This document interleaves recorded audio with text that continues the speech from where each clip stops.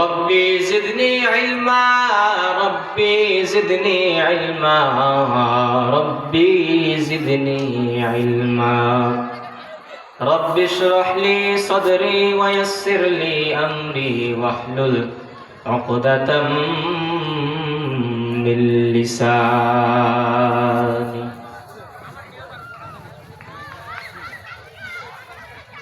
এ জীবনে না করিলাম বন্দেগি গুনাহ করে কাটাইলাম জিন্দেগি গুনাহ করে কাটাইলাম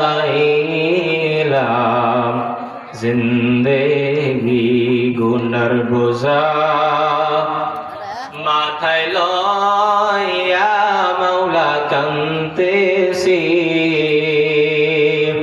মাফ করে দাও ওগো মাওলা এলাহি তুমি যদি মাফ না করো আল্লাহ বান্দারে তুমি যদি মাফ না করো আল্লাহ বান্দারে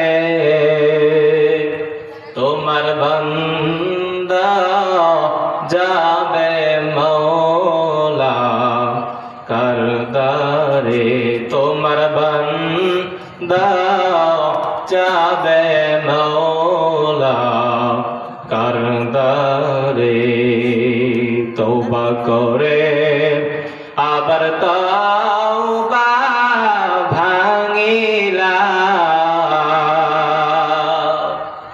তওবা করে আবার তওবা ভাঙিলা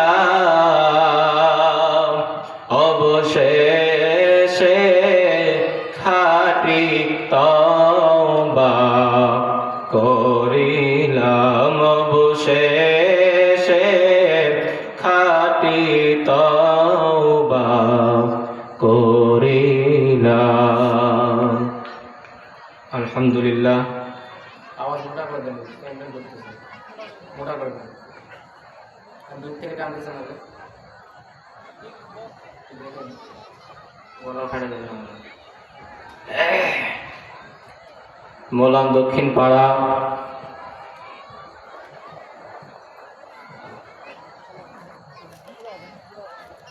আল মদিনা জামে মসজিদের উদ্যোগে আয়োজিত বিরাট তাফসীরুল কোরআন ওয়াজ মাহফিলের সম্মানিত সভাপতি সহ-সভাপতি আমন্ত্রিত ওলামায়ে কেরামগণ দূর দূরান্ত থেকে আগত সম্মানিত মেহমান বিন্দু ও আমার সামনে বসা পর্দার আড়ালে বসা আমার শ্রদ্ধেয় মা ও বোনেরা, সকলের প্রতি আমার আন্তরিক শুভেচ্ছা ও অভিনন্দন। আমি আবারও আপনাদেরকে সালাম জানাচ্ছি। আপনারা উচ্চ স্বরে সালামের জবাব দেওয়ার চেষ্টা করবেন ইনশাআল্লাহ। আসসালামু আলাইকুম ওয়া রাহমাতুল্লাহি ওয়া বারাকাতুহু। সর্বপ্রথম শুকরিয়া আদায় করছি সেই মহান রব্বুল ইজ্জাতুল জালালের দরবারে, যে প্রতিপালক আমাদেরকে ভালোবেসে মহব্বত করে দ্বীনি মজলিসের মধ্যে আসা বসা, কিছু কথা বলা এবং শোনার জন্য তৌফিক দান করলেন। যে আল্লাহ তাআলা আমাদেরকে জান্নাতের বাগানের মধ্যে আসার জন্য বসার জন্য তৌফিক দান করলেন। সকলে বলছি আলহামদুলিল্লাহ। শুকরিয়া আদায় করছি সেই মহান মানব যার জন্য আল্লাহ তাআলা আমাদেরকে দুনিয়ার মধ্যে শ্রেষ্ঠত্ব দান করেছেন, যার বরকতে আল্লাহ তাআলা আমাদেরকে শ্রেষ্ঠ মানুষ, শ্রেষ্ঠ উম্মত, শ্রেষ্ঠ জাতি হিসেবে আমাদেরকে আল্লাহ তাআলা দুনিয়ার মধ্যে পাঠিয়েছেন। সেই রাসূলের দরবারে শুকরিয়া দান দরুদ পাঠ করি, সকলে বলি সাল্লাল্লাহু আলাইহি ওয়াসাল্লাম। সম্মানিত হাজিরিন, যারা মাহফিলের উপলক্ষে এসেছেন এবং এখনো বাহিরে ঘোরাফেরা করতেছেন, তাদের দৃষ্টি আকর্ষণ করে বলতেছি, অনর্থক বাহিরে সময় নষ্ট না করে, সময়ের অপব্যয় না করে আল্লাহর জান্নাতের বাগানের মধ্যে এসে বসে যান। জান্নাতের মধ্যে আসলে সওয়াব, বসলে সওয়াব। আল্লাহ তাআলা বলেন, যতক্ষণ পর্যন্ত আমার বান্দা আমার জান্নাতের বাগানের মধ্যে বসবে, ততক্ষণ পর্যন্ত আল্লাহ বলেন আমি তার আমল নামার মধ্যে সওয়াব লিখতেই থাকি, লিখতেই থাকি, লিখতেই থাকি। জোরে বলেন সুবহানাল্লাহ। আল্লাহ তাআলা ফেরেশতাদেরকে ডাক দিয়ে বলেন, ও আমার ফেরেশতারা, ওই যে মোলানের জমিনে ঝিরঝার আলো জ্বলতেছে, দেখো তো ওই জায়গায় আলোটা কিসের? আল্লাহর ফেরেশতারা যখন আল্লাহর আদেশ পেয়ে যখন জমিনের মধ্যে আসবে, এসে যখন দেখবে এখানে দুনিয়াবি কোনো কথা নয়, দুনিয়াবি কোনো কাজ নয়, নাচ গানের প্যান্ডেল নয়, দুনিয়াবি কোনো আলো নয়, আল্লাহর ফেরেশতারা এসে দেখবেন এখানে জান্নাতের বাগান, কোরআনের মাহফিলের আয়োজন করা হয়েছে। আর এই বাগানের মধ্যে আল্লাহ কিছু খাস গোলাম এই বাগানের মধ্যে বসে আল্লাহর কোরআনের কালামের কথাগুলো শুনতেছেন। বলেন সুবহানাল্লাহ।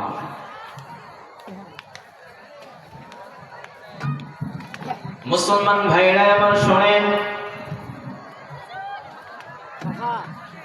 আল্লাহ তাআলা যখন ফেরেশতাদেরকে জমিনের মধ্যে পাঠায় দেয়, জমিনের মধ্যে পাঠায় দেওয়ার পরে ফেরেশতারা যখন জমিনের মধ্যে এসে দেখে জমিনের মধ্যে আল্লাহর কোরআনের কথা হইতেছে, এই জমিনের মধ্যে আর কোনো কথা হইতেছে না, এই জমিনের মধ্যে আমার রাসূলের হাদিসের কথা হয়। এই বাগানের মধ্যে, মজলিসের মধ্যে দুনিয়াবি কোনো কথা না, এই মজলিসের মধ্যে আল্লাহর কালামের কথা হচ্ছে, আল্লাহকে চিনার কথা বলা হচ্ছে। আল্লাহর কাছে গিয়ে ফেরেশতারা ডাক দিয়ে বললেন, মাওলা, তোমার ওই দুনিয়ার মধ্যে, দুনিয়ার জমিনের মধ্যে যেই বাগানটাতে ঝিরঝার আলো জ্বলতেছে, ওই বাগানের মধ্যে আর কিছু হয় না, ওই বাগানের মধ্যে কেবলমাত্র শুধুমাত্র আপনার গুণের কথা, আপনার সিফাতের কথা, আপনার বরত্বের কথা, আপনার পবিত্রতার কথা ওই বাগানের মধ্যে বলা হইতেছে। আর তোমার কিছু আশিক বান্দা সেই কথাগুলা শোনার জন্য চাতক পাখির মতো, তার চাতক পাখির মতো দাঁড়ায় আছে। আল্লাহ তাআলা ডাক দিয়ে বলবে, ও আমার ফেরেশতারা, দেখো আমার যে বান্দারা ওই জান্নাতের বাগানের মধ্যে বসে আছে, তাদের মনের আশা বাসনা কি? এবার ফেরেশতারা যখন দুনিয়ার জমিনের মধ্যে এসে দেখবে তাদের মনের বাসনা, আল্লাহর কাছে গিয়ে বলবে, আল্লাহ, তারা দুনিয়ার মধ্যে যে জান্নাতের বাগানের মধ্যে বসেছে, তাদের ওখানে বসার আর কোনো দ্বিতীয় কোনো কামনা নাই, দ্বিতীয় কোনো আশা নাই, তাদের মনের মধ্যে একটাই আশা, তাদের মনের মধ্যে আশা হলো তারা যেন জান্নাত থেকে জান্নাতে যাইতে পারে, জাহান্নাম থেকে মুক্তি পাইতে পারে, দুনিয়ার সমস্ত আযাব গজব থেকে রক্ষা পাইতে পারে। আল্লাহ তাআলা ডাক দিয়ে বলবো, আমার ফেরেশতারা শুনে রাখো, আমার যে বান্দারা ওই জান্নাতের বাগানের মধ্যে বসেছে, আমার যে বান্দারা কোরআনের কথাগুলো দিলের কান লাগায় শুনতেছে, আমার যে বান্দারা তার মূল্যবান সময় নষ্ট করে আমার ওই জান্নাতের বাগানের মধ্যে বসে আছে, আমি আল্লাহ ঘোষণা দিয়ে দিলাম, ওই বান্দাদের জীবনের সমস্ত গুনাহ মাফ করে দিলাম, ওই বান্দাদেরকে আমি জান্নাতি বলে ঘোষণা দিয়ে দিলাম। সুবহানাল্লাহ।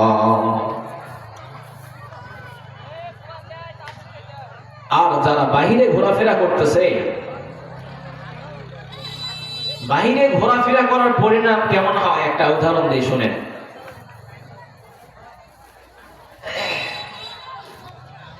আমাদের অনেকের বাড়ির মধ্যে মুরগি আছে, হাঁস আছে, আছে না নাই? মুরগিটা যখন, হাঁসটা যখন ডিম পাড়ার পরে সে যখন বাচ্চা ফোটানোর জন্য ডিমের উপর বসে, বসার পর দেখা যায় যখন বাচ্চা বের হয় কিছু কিছু ডিম নষ্ট হয়ে যায়। ডিমগুলো নষ্ট হয় কেন? নষ্ট হওয়ার কারণ হলো যে ডিমগুলো মায়ের তলে, গরম স্থানের তলে ছিল, সেই বাচ্চাগুলো ফুটেছে। আর যারা গাদ্দারি করে বাইরে সরে গিয়েছে তারা বাচ্চা হতে পারে নাই, ফুটতে পারে নাই, নষ্ট হয়ে গেছে। অনুরূপ ভাবে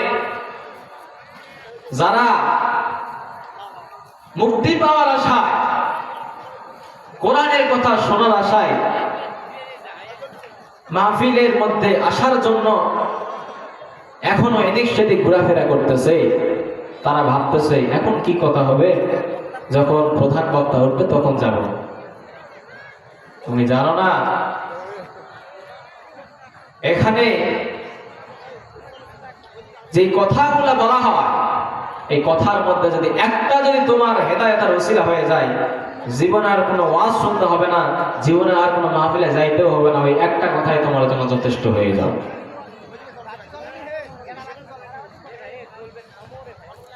আমি আপনাদের সামনে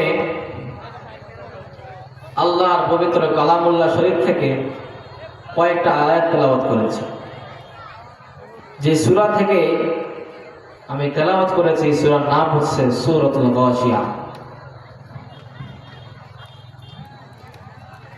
তো আল্লাহ তাআলা এই সূরার মধ্যে বলতেছেন, আফালা ইয়ানজুরুনা ইলাল ইবলি কাইফা খুলিকাত। আল্লাহ বলতেছে, ও আমার বান্দারা, তোমরা কি দেখো না, তোমরা কি নজর করো না, ইলাল ইবলি কাইফা খুলিকাত, আমি আল্লাহ তাআলা উটকে কিভাবে সৃষ্টি করেছি। আল্লাহ বলতেছে, ওয়া ইলাস সামাই কাইফা রুফিআত, তোমরা কি আরো দেখো না আমি আল্লাহ তাআলা আসমানটাকে বিনা সূত্রায়, বিনা খুঁটিতে আমি আল্লাহ তাআলা কিভাবে